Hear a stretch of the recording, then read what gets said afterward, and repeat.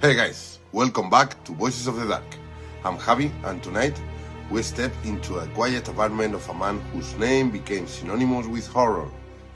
A man who looked ordinary, polite, quiet, even shy, yet commit acts that define compression.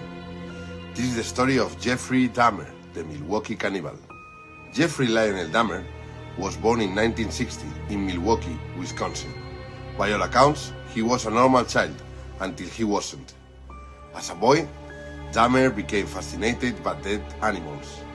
He collected bones, dissected roadkill, and studied the structure of living things with a disturbing curiosity.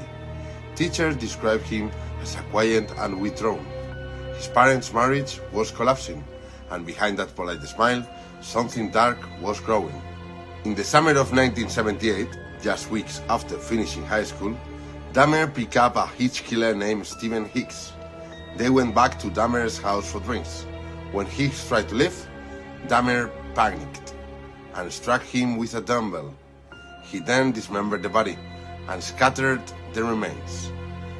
That he was the beginning, but it would take years before he killed again. For nearly a decade, Dahmer drifted through college, the army, odd jobs, haunted by urges he couldn't control. Until 1987, the killings started again. At this time, he didn't stop.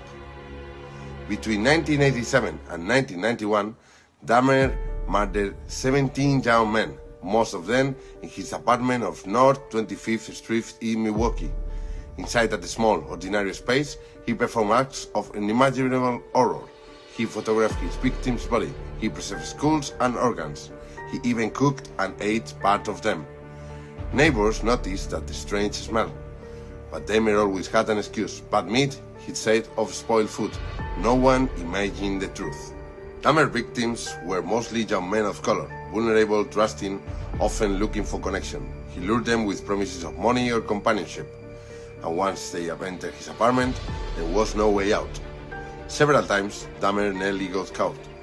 On one occasion, a young man escaped, running into the street, handcuffed, terrified. Police found him, but Dahmer calmly convinced them it was a lover's quarrel, and they returned the victim to him. Minutes later, that man was dead. It was a failure that would haunt the city forever.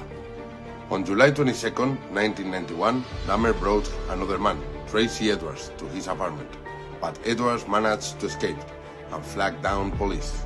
When officers entered Dahmer's home, what they found will shock the world.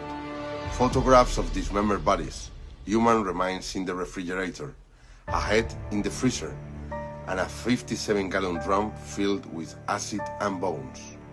The monster next door had finally been exposed. In court, Dahmer appeared calm, almost detached.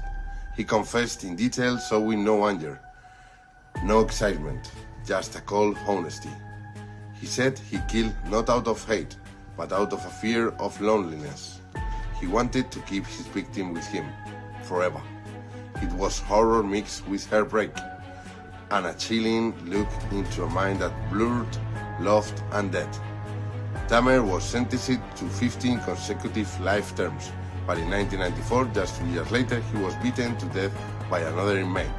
Jeffrey Dahmer's story forced us to confront something uncomfortable, that evil doesn't always roar. Sometimes it whispers from the apartment next door. His crime exposed flaws in the justice systems, bias in police work, and the human tendency to ignore what we don't understand. Even now, decades later, his name evokes fear, not just of what he did, but of how easily he blended in. Next time, in Voices of the Dark, we will explore the story of another serial killer. Until then, stay safe, stay aware, and remember, monsters don't always hide in the shadows. Sometimes they live right beside us.